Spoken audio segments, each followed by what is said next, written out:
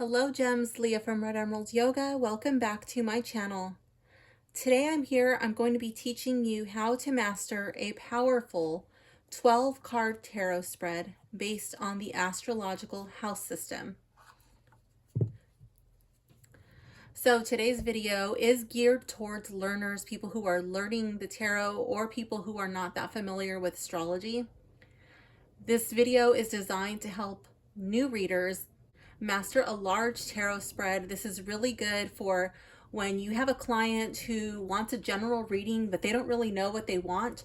Or if you have a client and you're telling them to choose one question, but they're all over the place in their backstory, then this is really good to just give a nice general overarching theme of what's going on. So this is a spread that anybody can learn to master. You don't have to have any background in astrology. I will go over all of the houses with you, and I'm even going to include a link for you to download your very own cheat sheet. So you can stick that in preferably a folder with, what are those things called? Those plastic page protectors. I love my page protectors. I find myself talking to my friend all the time and I'm like, get a binder, page protectors for everything. So anyways, let's begin. Let's get into this tutorial. This will not be a pick-a-pile reading. This is just going to be a sample tutorial reading. So you'll notice I'm using these really miniature sized cards because I want to be able to fit all 12 cards in a circle. Okay. Just so you know, I've also done this reading using regular size tarot cards, and you can even do them in a row. Okay, if you have like a long, thin, like depth wise, you know, your table's not that deep, you can do all 12 in a row if you have a longer table, or you could do 6 on top, 6 on the bottom, or any shape. It really doesn't matter. Okay, but I'm going to do mine in a circle like you would see on a birth chart. Okay. But again, you can put these in any shape that you prefer.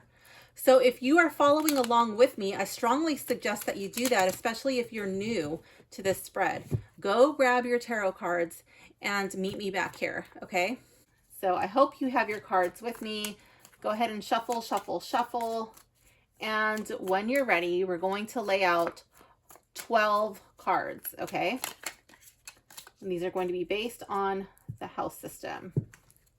Okay, so I cut my deck and I'm going to get my first card and I'm going to place it here.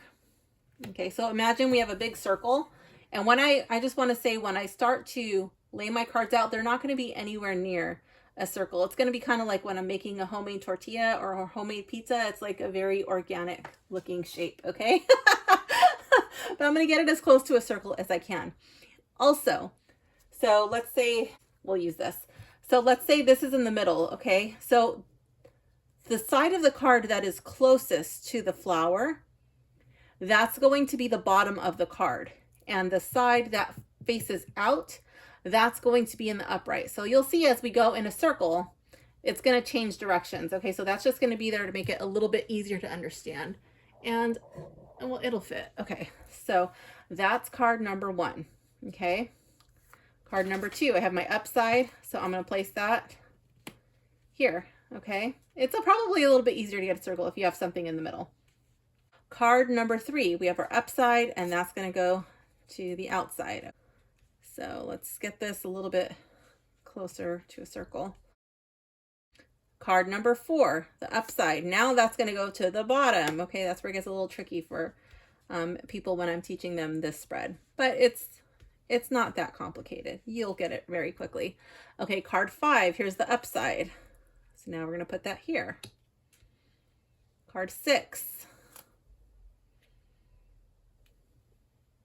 Oops, my circle's already starting to get like a little wonky. Card 7. Card 8. Card 9. Card 10, card 11, and I'm going to need to make a little bit more space.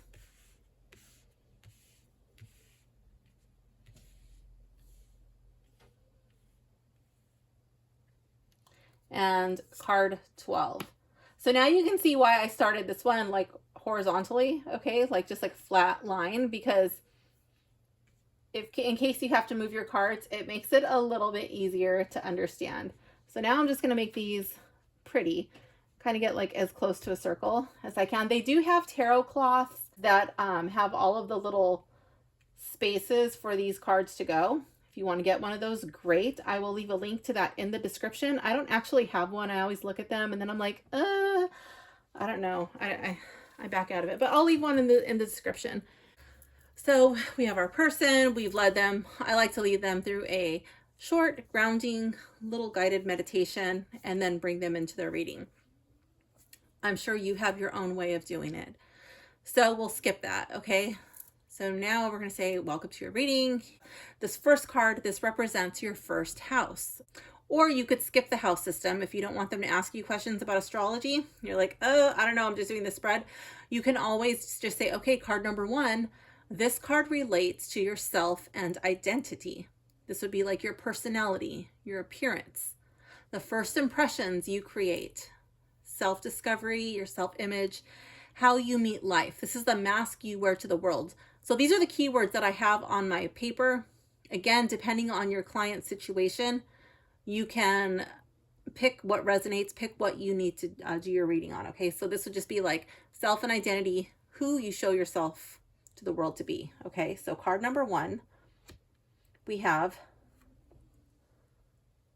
the 2 of Swords. And remember, facing out, that's the upside, okay? So that would be the 2 of Swords. So I would see this as a person who's very reserved. And then I'm really drawn to the blindfold. I would say like the mask that you present to the world hides who you truly are. You don't want people to see who you truly are. You don't want people to judge you harshly. Like if they see who you are, you're like, oh, they may not like me. Card 2, this would be finances and values. This would be second house, okay? So this would be like your wealth, your personal resources. It does not only pertain to money, okay? Possessions, self-worth, material security, your relationship to money and your possessions. This is how you establish security.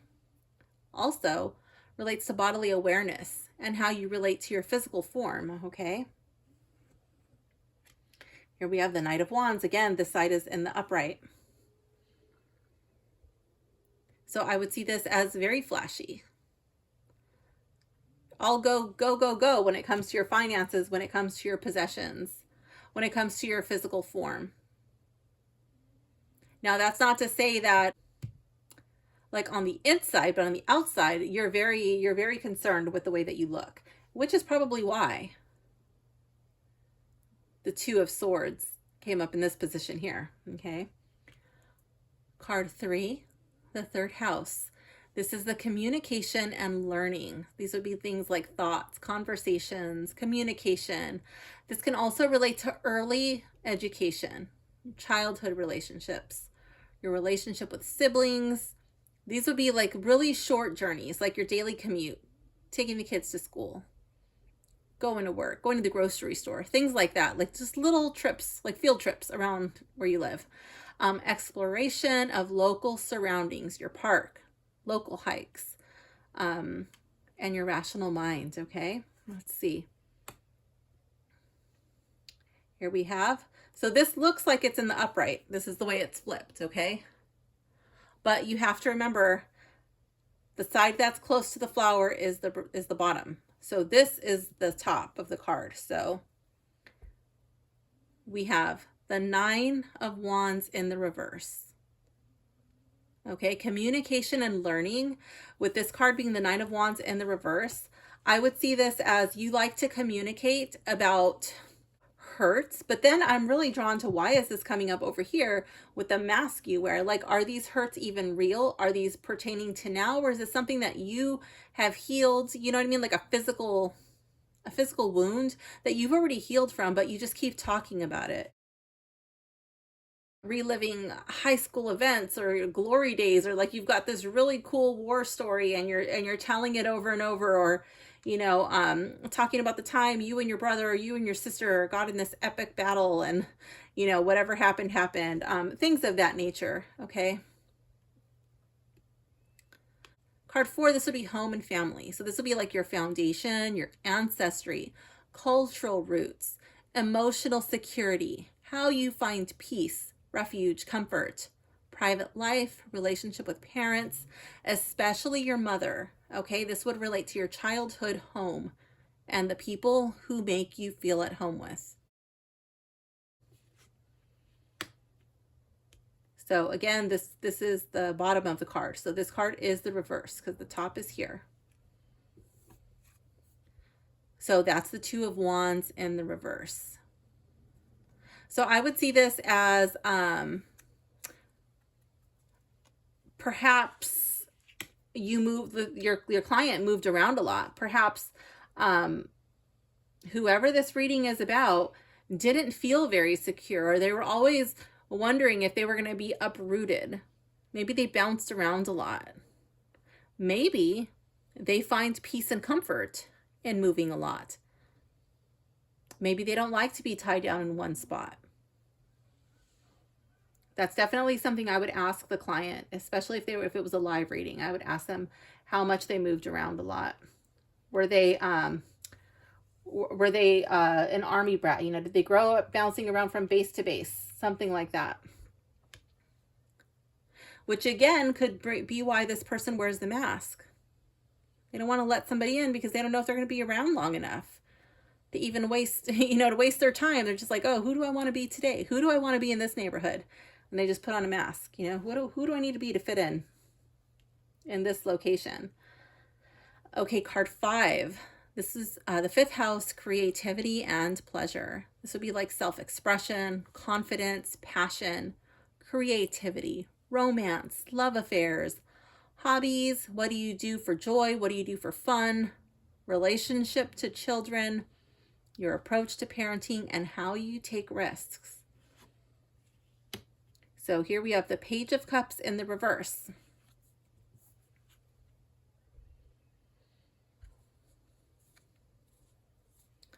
So I would see this as a person who likes to poke fun at other people.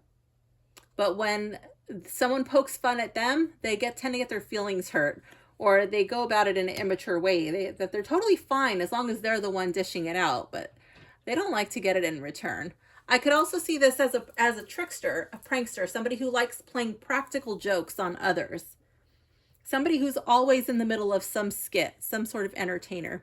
This very well could be a person who is into acting, who loves drama. So it doesn't necessarily have to be a bad thing, but yeah, I could definitely see all of that. Card 6, this would be work and health. Okay, this would be like personal care, daily routines, daily life. What does that look like? The work ethic, service, wellness, responsibilities, taking care of practical details, sense of duty, and how you serve others. Here we have the King of Wands in the reverse. So the King of Wands in the reverse, I would see this as a person who doesn't mind serving others as long as there's some way that they get to shine. Like I would see this as a person who's doing it for recognition. Okay, I would see this as a person who definitely wants their name on the plaque. They want their name on that library. They want their name on that hospital wing. This would be the person who doesn't just do things out of the kindness of their heart. They're doing it with an agenda, and it's usually self-serving.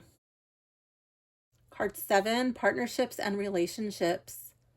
This would be profound, intimate relationships. Marriage, intimate partnerships. Known opponents. So this could be your rival, this could be your enemy, this could be the person, like if you're an athlete, the person who you're trying to take down, the person who you're coming for their record, you're coming for their position, okay?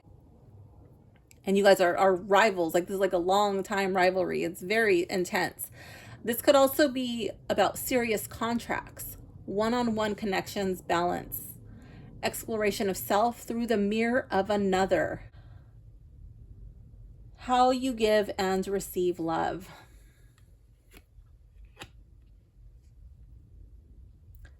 Nine of Swords in the reverse.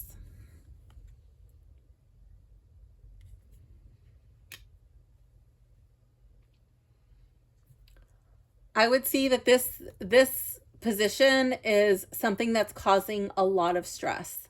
There's a lot of sleepless nights. There's possibly even some doom scrolling on social media, some cyber stalking that's happening. You're like, oh, what is this person doing?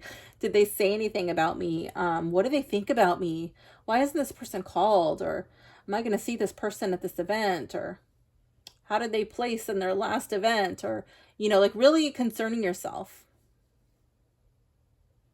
in a probably unhealthy way about the other party or parties in these relationships,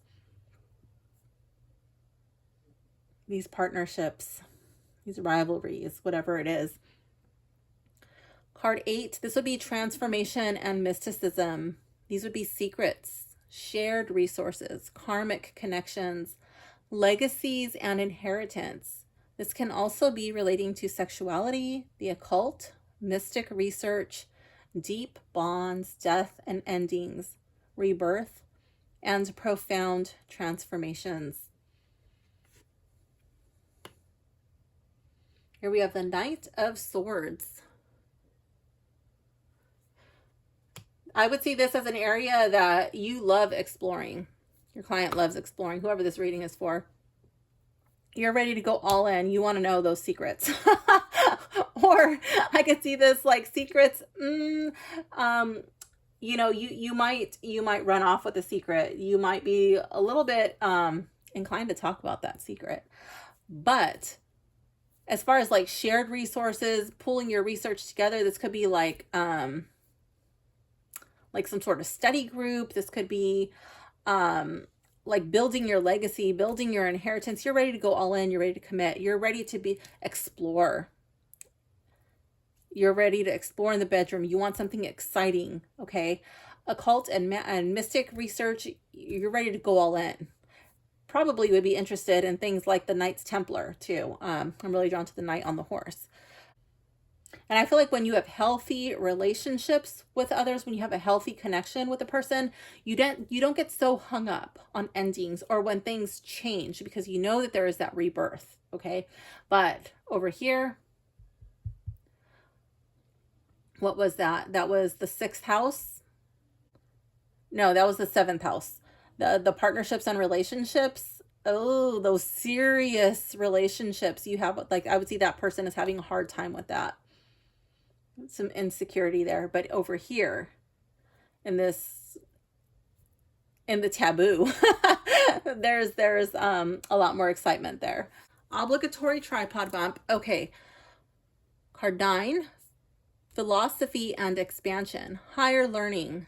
So be your philosophy on life, long distance travel, spiritual growth, how and where you worship, discovering new perspectives. 3 of Cups. This would be something that you really enjoy doing.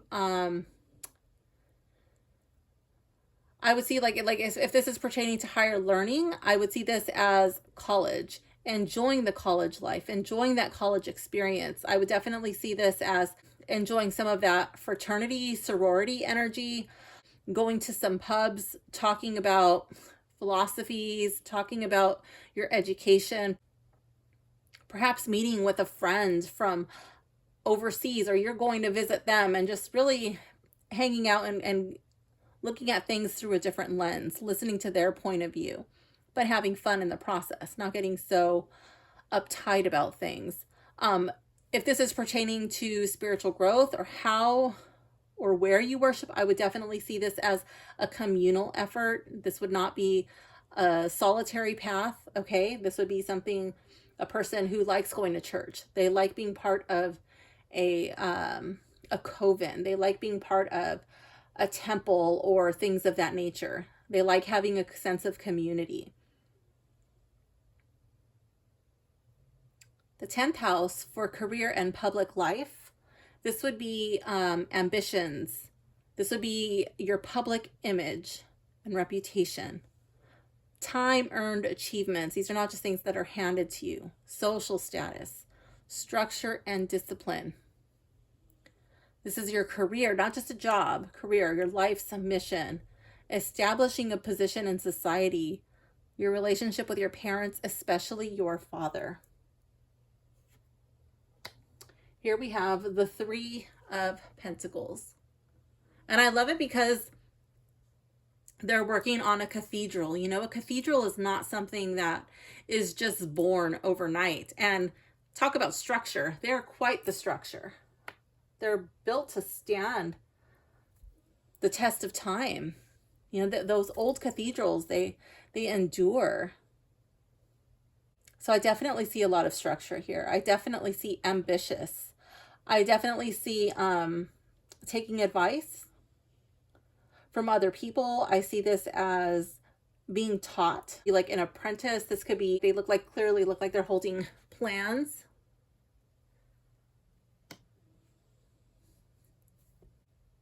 So I definitely see this person working to establish himself in a society, working hard at his career, making a name for himself through his achievements and working on this cathedral.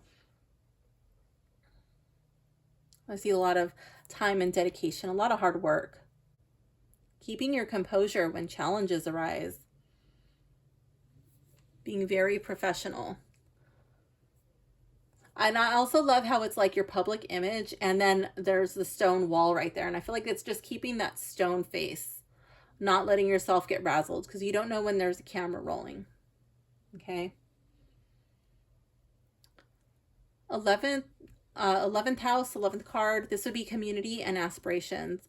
These would be friendships, networking, hopes and wishes for the future, social and humanitarian beliefs, like-minded groups, collective progress, how you work with others as part of a larger whole, connections with others based on shared beliefs, ideals, and joining a team.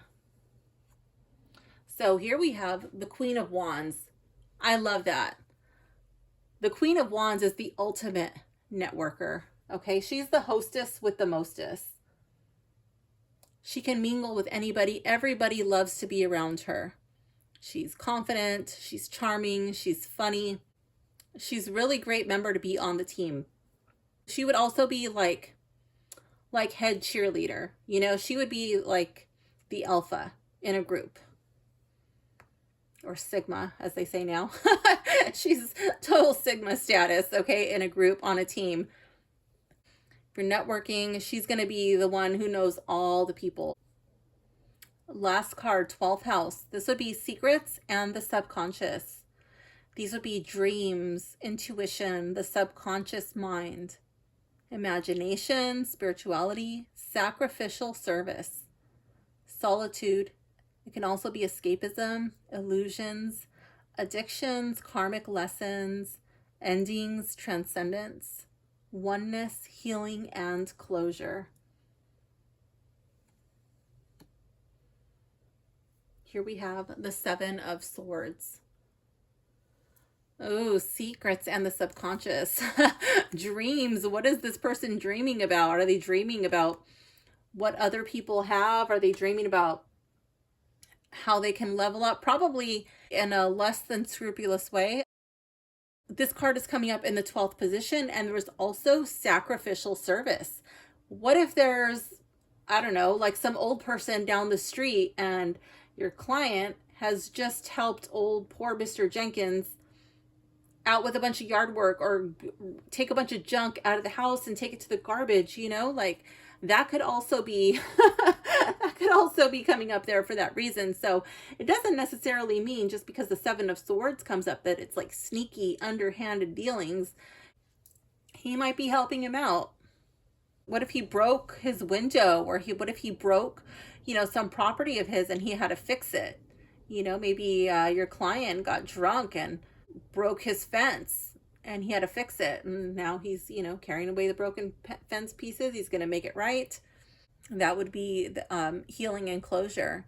So it really pays to read if you have written information from your client. What is the whole backstory that they're telling you?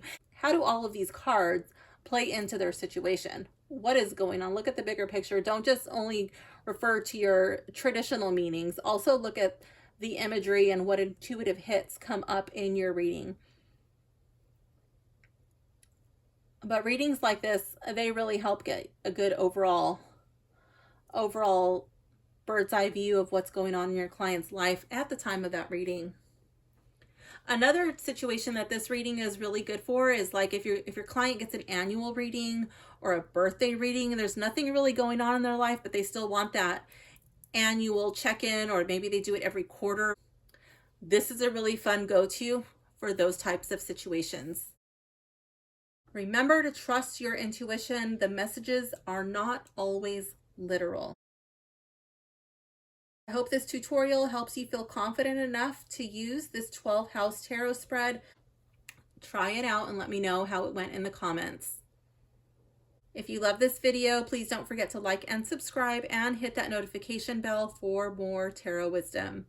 If you're feeling called to support my work, my cosmic tip jar, also known as PayPal, is always open. Please don't forget to head down to the description so you can download your cheat sheet. Thank you for hanging out with me today, gems. This was really fun, and I will see you soon in the next video. Bye for now.